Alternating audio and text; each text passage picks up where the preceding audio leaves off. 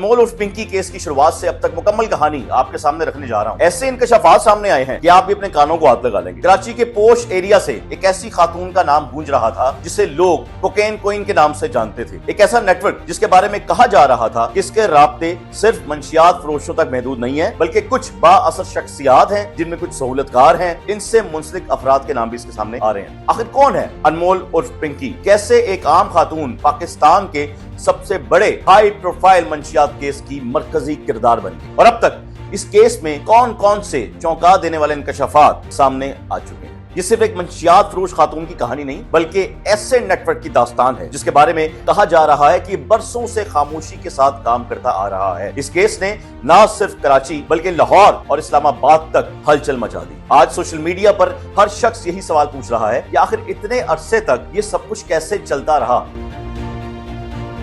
बिस्मिल्लाहिर्रहमानिर्रहीम, अस्सलाम वालेकुम। मेरा जुनून के साथ मैं हूं मोहम्मद आतिफ भट्टी। अनमोल उर्फ पिंकी केस की शुरुआत से अब तक मुकम्मल कहानी आपके सामने रखने जा रहा हूं। ऐसे इंकशाफात सामने आए हैं कि आप भी अपने कानों को हाथ लगा लेंगे। कराची के पोश एरिया से एक ऐसी खातून का नाम गूंज रहा था जिसे लोग कोकेन कोइन के नाम से जानते थे।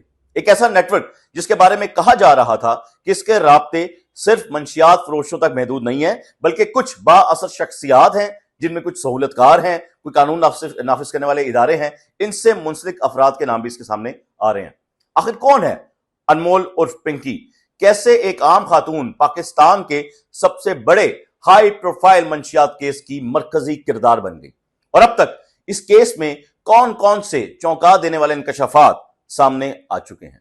आज की वीडियो में आपको पिंकी केस की मुकम्मल कहानी बताने जा रहा हूं, शुरुआत से लेकर अब तक वो हकाइक जिन्होंने पूरे पाकिस्तान को हिलाकर रख दिया। यह सिर्फ एक मंशियात फरोश खातून की कहानी नहीं, बल्कि ऐसे नेटवर्क की दास्तान है जिसके बारे में कहा जा रहा है कि बरसों से खामोशी के साथ काम करता आ रहा है। इस केस ने न सिर्फ कराची बल्कि लाहौर और इस्लामाबाद तक हलचल मचा दी है। आज सोशल मीडिया पर हर शख्स यही सवाल पूछ रहा है कि आखिर इतने अरसे तक यह सब कुछ कैसे चलता रहा, क्यों सब लोगों को पता नहीं चला। इसलिए वीडियो को आखिर तक लाजमी देखिएगा ताकि आप जान सकें कि पिंकी आखिर है कौन और कौन कौन इस इल्जामात में शामिल है। गिरफ्तारी कैसे हुई, किन बाअसर अफराद के नाम सामने आए, पुलिस और इदारों पर सवालात क्यों उठ रहे हैं, और आखिर अब इस केस का मुस्तकबिल क्या हो सकता है। देखिए, अनमोल उर्फ पिंकी का नाम अचानक खबरों में नहीं आया। मुख्तलिफ रिपोर्ट्स के मुताबिक इसका नाम माजी में भी मंशियात से मुतल्लिक मुकदमात और तफ्तीश में सामने आता रहा है, लेकिन हैरानकुन बात यह है कि इसके बावजूद इसके खिलाफ कोई बड़ी कार्रवाई या कोई फैसला कुन एक्शन सामने नहीं आया।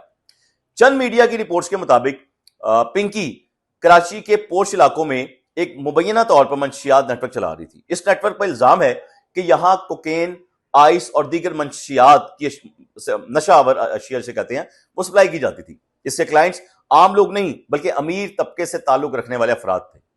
कहा जाता है कि पिंकी अपने नेटवर्क को इंतहाई खुफिया अंदाज में चलाती थी। राब्ते महदूद होते थे, अदायगियां जदीद ऑनलाइन तरीके से की जाती थी और सप्लाई का पूरा एक निजाम बना रखा था। अब सवाल यह है कि आखिर पिंकी पकड़ी कैसे गई? असल में पिंकी को कत्ल के मुकदमे में गिरफ्तार किया गया और सारा कटाबाचू खुल गया। और वो कैसे, ये मैं आपको बताता हूं। कराची की एक सड़क पर लाश मिलती है और लाश की तलाशी के दौरान एएसआई जिसका नाम मोहम्मद जाहिद है, उसको मरने वाले की पैंट से, उसकी दाएं जेब से एक छोटी सी सुनहरी डब्बी मिलती है जिसमें लिखा होता है कोकेन मैडम पिंकी डॉन, नाम ही काफी है, एंजॉय। इस डब्बे पर दिल के निशानात बने हुए थे और इसमें नशावर चीज मौजूद थी, जिस पर पुलिस का यह मौकफ था कि जो मरने वाला है उसकी मौत अनमोल उर्फ पिंकी की जानिब से फराहम करदा नशावर चीज के बाइस हुई है। इसके बाद कराची के इलाके गार्डन वेस्ट और दीगर मुकामात पर कार्रवाइयों के दौरान अहम मालूमात सामने आई, उन्होंने हासिल भी की और बाद में हसास इदारे और पुलिस की मुश्तरका कार्रवाई के बाद अनमोल और पिंकी को गिरफ्तार किया गया। जब छापे मारे गए तो मंशियात, केमिकल मवाद और दीगर सामान बरामद हुए और इस वजह से यह केस मजीद संगीन बन गया। अब आते हैं इस केस के सबसे खतरनाक और चौंका देने वाले हिस्से की तरफ। गिरफ्तारी के बाद पिंकी ने दौरान तफ्तीश कई अहम इंकशाफात किए हैं। उसने ऐसे बाअसर अफराद के नाम लिए जिन पर इल्जाम है कि वो नेटवर्क को सहूलत फराहम करते थे, पिंकी के नेटवर्क को, मंशियात के नेटवर्क को। इनमें बास शख्सियात और कुछ सरकारी एहलकारों के नाम भी सामने आए हैं जिनमें करोड़ों रुपए की लेन देन भी शामिल है। तहकीकात के दौरान एक और हैरानकुन पहलू सामने आया। पिंकी के नेटवर्क में ऑनलाइन अदायगियों का जो इस्तेमाल किया जाता था वो कस्टमर्स मुख्तलिफ एप्स के जरिए पैसे भेजते थे, जबकि कुछ रकम या पैसे मोबाइल फ्रेंचाइजेस और बैलेंस ट्रांसफर्स के जरिए भी मुंतकिल की जाती थी। यहां लोगों के जहन में एक बड़ा सवाल पैदा हुआ है कि अगर इतना बड़ा मालियाती नेटवर्क मौजूद था तो क्या किसी को इसकी खबर नहीं हुई? और यही सवाल इस केस को आम क्राइम स्टोरी से बिल्कुल अलग बना देता है। इस केस ने उस वक्त मजीद सियासी और इंतजामी अहमियत इख्तियार की जब पंजाब से हुक्म सादिर होता है। वज़ीर आला पंजाब ने इस मामले का नोटिस ले लेती है। वज़ीर आला पंजाब ने पिंकी के पूरे नेटवर्क मुकदमात गिरफ्तारी के अमल की तफसीली रिपोर्ट तलब की, जिसके बाद पंजाब के बास इदारे और सीसीडी भी इस केस में शामिल हुई और मुख्तलिफ पहलू का जो मुख्तलिफ उसके पहलू है उनकी तहकीकात शुरू कर दी गई। और यह भी पता चला कि बाज अफराद के नाम प्रोविजनल नेशनल आइडेंटिफिकेशन लिस्ट यानी जिसे PNIL कहते हैं डालने की सजेशन भी दी गई है। इन अफराद में पिंकी का साबिक शौहर और बाज करीबी रिश्तेदार शामिल हैं। तहकीकाती टीम के मुताबिक इन अफराद के बैरून मुल्क फरार होने का खदशा मौजूद है, इसलिए इनके नाम इसमें डाले गए ताकि ये लोग यहां से वहां जल्दी ना जाएं।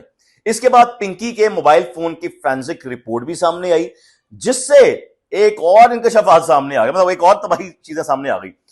इस नेटवर्क का एक बड़ा वसी होना के जरिए हमें दिखा। पिंकी के मोबाइल फोन से तकरीबन 850 के करीब राब्ते हैं वो सामने आए, जिससे पता चलता है कि नेटवर्क सिर्फ कराची तक महदूद नहीं बल्कि इसके राब्ते अफ्रीकी ममालिक तक भी फैले हुए हैं। और इस नेटवर्क में तकरीबन 300 अफराद मुख्तलिफ मंशियात सरगर्मियों में शामिल हैं। जब नंबर मिले यानी जो भी नंबर मिले उन नंबर्स में से 132 या 31 के का जो ताल्लुक है वो कराची से है, जबकि बाकी नंबर्स मुख्तलिफ शहरों और दूसरे ममालिक से हैं। बास अफ्रीकी बाशिंदे भी इस नेटवर्क का हिस्सा हैं जो लाहौर में रहते हैं, यानी नाइजीरियन भी हैं। पता चला है कि अब तक 240 नंबर्स की लोकेशन ट्रेस की जा चुकी है और इन्हें भी पकड़ने की तैयारी शुरू कर दी गई है। मजीद तहकीकात से यह भी पता चला कि इस नेटवर्क में 20 खवातीन भी शामिल हैं, जिनमें से पिंकी बाज अफराद के नाम जाहिर कर रही है, लेकिन कुछ नाम अभी सामने आने बाकी हैं, वो भी पूरी तहकीकात तफ्तीश के बाद सामने आ जाएंगे। यह भी सुनने में आ रहा है कि मुकम्मल सबूत इकट्ठे करने के बाद अगर किसी सरकारी अफसर या बाअसर शख्सियत के मुलविस होने का सबूत मिलता है तो इसके खिलाफ भी कानून के मुताबिक कार्रवाई की जाएगी। यह भी बात सामने आ रही है कि मंशियात के इस नेटवर्क से वाबस्ता 4 अफराद के नाम ECL में शामिल करने की सिफारिश की गई है, जो कि मैंने आपको पहले बताया वो 4 नाम, उनमें उसके साबिक शौहर का नाम भी है। पिंकी ने मंशियात की सप्लाई के लिए 9 राइडर्स रखे हुए थे। कमाल है जी, जिनमें से 8 का ताल्लुक पंजाब से ही है, जिनकी तफसीलात पंजाब पुलिस को दी गई है, ये भी पता चला है। जबकि पिंकी के बैंक स्टेटमेंट्स रिकॉर्ड भी हासिल कर लिए गए, जिसके बाद एक बैंक अकाउंट में 500 सफात पर मुश्तमिल ट्रांजैक्शन सामने आई है, जिनमें से सबसे ज्यादा लेन देन एक शख्स के साथ रहा है जो कि लाहौर ईना के नाम से सामने आ रहा है। ये एक मीडिया रिपोर्ट है जिसके बारे में आपको बता रहा हूं, जरा की खबर है। आज कोर्ट में भी पिंकी का एक बयान सामने आया। जब एक सहाफी ने उससे सवाल किया तो जवाब आया, हम तो डूबेंगे सनम, उन सबको भी ले डूबेंगे। आप समझ रहे हैं बात क्या हुई है? इस वक्त ये किसी फिल्म का सीन लग रहा था कि एक मंशियात फरोश औरत जो ये वार्निंग दे रही है कि अगर मैं फंसी तो जो जो मुलविस है मेरे साथ उनके नाम मैं सामने ले आऊंगी, मैनू इथों कड्डो। मतलब ये है, वो धमकी है। अब तक 7 लोगों को गिरफ्तार किया जा चुका है और मुलजिमा की निशानदही पर रिकवरी हो रही है, ये एक रिपोर्ट है। इसलिए मजीद रिमांड की दरख्वास्त भी की गई। तफ्तीश के दौरान यह भी पुलिस को पता चला कि पिंकी के पहले शौहर ने उसे 14 साल पहले छोड़ दिया था, जबकि वो कह रही है कि उस शख्स पहले छोड़ा है और मेरा साहब का शौहर करवा रहा है। और इसके बाद मुलजिमा ने लाहौर के एक साबिक DSP से शादी भी की थी, लेकिन इंकशाफ हुआ है। ये रिपोर्ट सामने आई है। अभी बात किस हद तक दुरुस्त है ये तो तहकीकात के बाद पता चलेगा, पुलिस जब भी रिपोर्ट सबके सामने रखेगी। लेकिन ये वो मुकम्मल कहानी थी जिसको लेके लोग बड़े कंफ्यूज थे। कोई कुछ कह रहा था, कोई कुछ कह रहा था, मुझसे भी सवाल किए जा रहे थे। तो मैंने कहा चलो मैं एक पूरा एक तफ्तीशी जो रिपोर्ट है वो बनाकर आपके सामने रख दूं।